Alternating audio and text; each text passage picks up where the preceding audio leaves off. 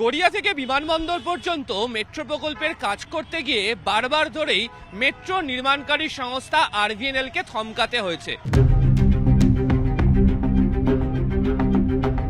এমনকি কলকাতা মেট্রো রেলের তরফ থেকেও একাধিকবার অভিযোগ করে বলা হয়েছে তারা এই অরেঞ্জ লাইনের কাজ করতে পারছেন না।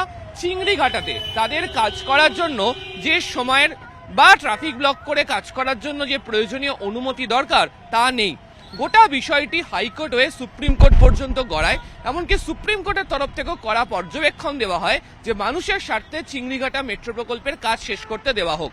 অবশেষে আরভিএনএল-কে কলকাতা পুলিশের তরফ থেকে মে মাসের 15 এবং 22 তারিখ এই চিংড়িঘাটাতে মেট্রোর অংশের কাজ করার অনুমতি দেওয়া হয়েছে।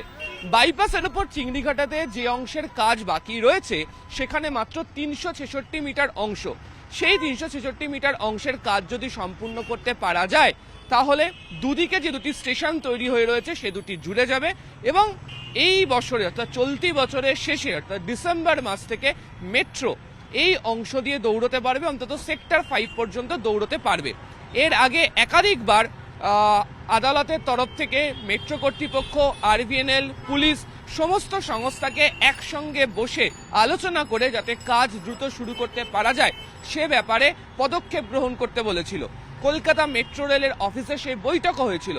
পরবর্তী সময় নির্মাণকারী সংস্থা আরভিএনএল এবং মেট্রোর তরফ থেকে জানানো হয় যে চিংড়িঘাটাতে তাদেরকে অনুমতি দিয়েও সেই অনুমতি প্রত্যাহার করে নেওয়া হয়েছে, তাদেরকে কাজ করার সুযোগ দেওয়া হচ্ছে না। তবে রাজ্যের তরফ থেকে বলা হয় এই জায়গাটি অত্যন্ত ব্যস্ত একটি জায়গা, জনবহুল এলাকা, প্রচুর সংখ্যক গাড়ির এখানে চাপ রয়েছে, ফলে দীর্ঘ সময় যদি রাস্তা বন্ধ রেখে কাজ করতে হয় তাহলে সমস্যা তৈরি হতে পারে।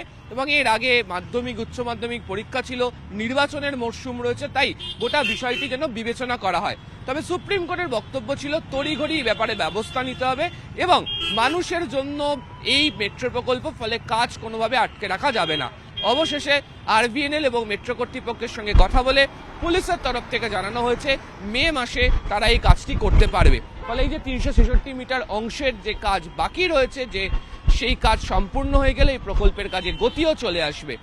একবারে মে মাসে যে সময় কাজ শুরু করতে বলা হয়েছে সে সময় রাজ্যের নতুন সরকারও গঠিত হয়ে যাবে এবং সেই সময় গাড়ি নিয়ন্ত্রণ করা হবে এবং চিংড়িঘাটাতে যে নতুন বিকল্প রাস্তা তৈরি করে দিতে বলা হয়েছিল তা তৈরি হয়ে গিয়েছে এবং সেখান দিয়ে গাড়ি চলাচলও হচ্ছে। ফলে এই কাজ করতে গেলে বড় আকারে যানজট তৈরি হবে না বলে জানাচ্ছে নির্মাণকারী সংস্থা আরভিএনএল।